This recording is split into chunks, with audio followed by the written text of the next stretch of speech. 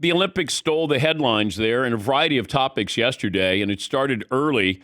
You had the gold medal match, and Djokovic wins the gold medal over Alcaraz, and you saw the emotion. That's the most important, probably the biggest win of Djokovic's career.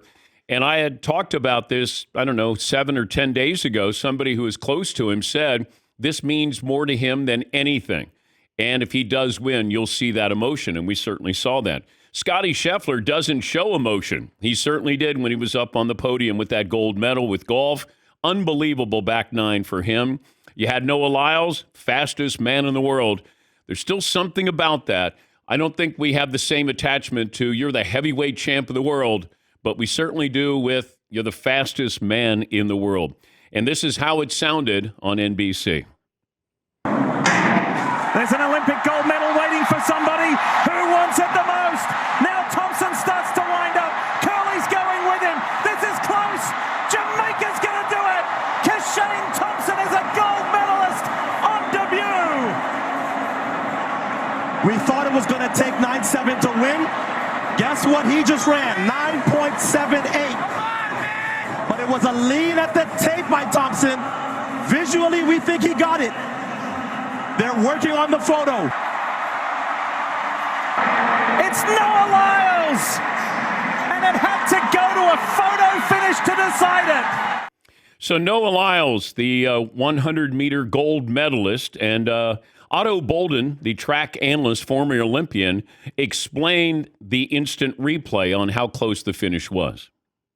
Let's look again at how close this was on the line. It's the torso that gets you the win. And right there, you can see a little bit of daylight between Shane Thompson of Jamaica's torso and the line. Noah just outleaned him, so they both are credited with 9.79, but there's 5 thousandths in between them, and that's the difference between gold and silver tonight. Unbelievable, though. And usually when a race ends, they look up to the scoreboard, and it'll have the times, like who won. And you could see the runners are just looking up and waiting and waiting, and then all of a sudden it flashes. Noah Lyles thinks that he has got the silver. He doesn't think he won the gold medal. He, in fact, congratulates Shane Thompson, saying, you got it, big dog. And then all of a sudden he realizes, but just the narrowest of margins. Here is Noah Lyles on winning the gold. After the race, I came up, we were waiting for the names to pop up, and I'm going to be honest, I came over, I was like, I think you got that one, big dog. He was out there in lane 4, and I was in lane 7, and I couldn't really see what was going on over there, so I just had to keep, running like I was going to win it, and, something said I need to lean, and I was like, I'm going to lean, because, it was that type of race, and it was crazy as Ralph Mann was like, before I left for the Paris, he was like, this is how close first and second is going to be away from each other, and I can't believe how right he was. 5 thousandths of a second. They said it's the closest 100-meter final since at least Moscow in 1980. But Scottie Scheffler was 4 shots back on the back nine, shot a 9 under 62. Djokovic beats Alcaraz for the gold medal. And the oldest man to win an Olympic title since 1908. Also, when you look at that Grand Slam and the Olympic gold, the Gold Slam, Steffi Graf, Andre Agassi, Rafa Nadal, Serena Williams, and now Djokovic. So pretty exciting, and it started early yesterday. And to be able to see it, and I applaud NBC and Peacock because they showed it to you live, that it wasn't one of those, hey, we're going to show it to you later in primetime. They did that as well. But they did show it to you live and then came back last night. If you missed it in the morning or early afternoon, you got to see it last night. All right, Seton, give me the poll question options for the first hour of this program. Why don't we start with who had the best weekend?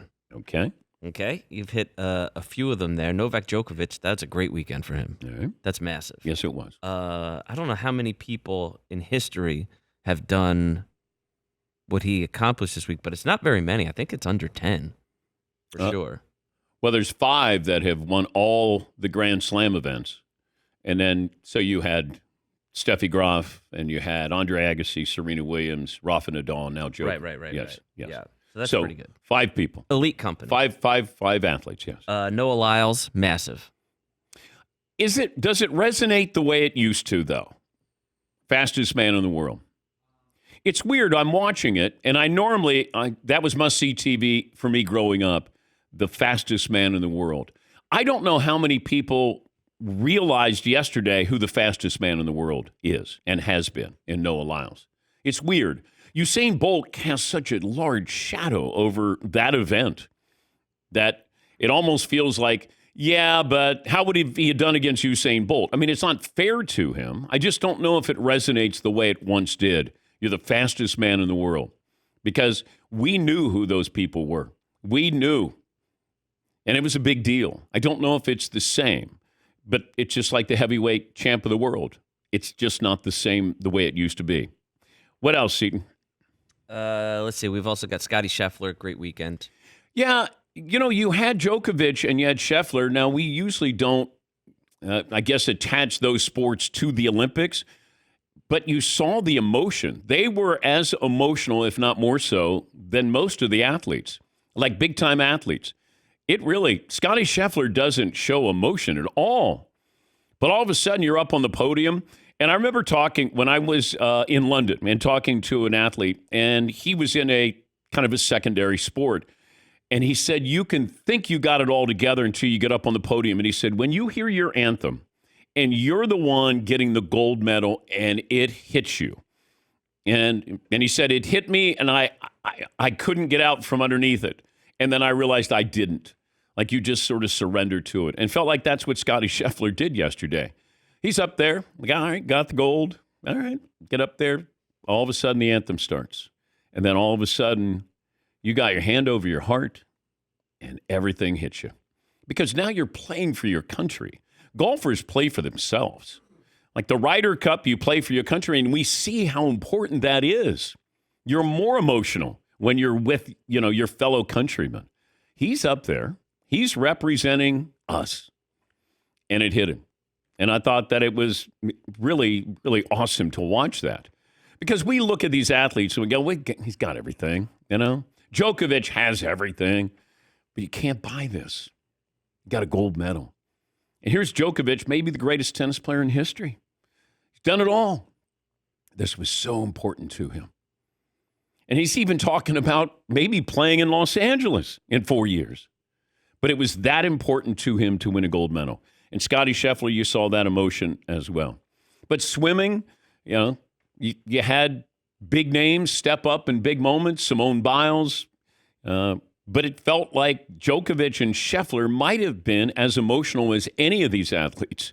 And they're the ones that are well taken care of. They don't have to worry about a financial future here.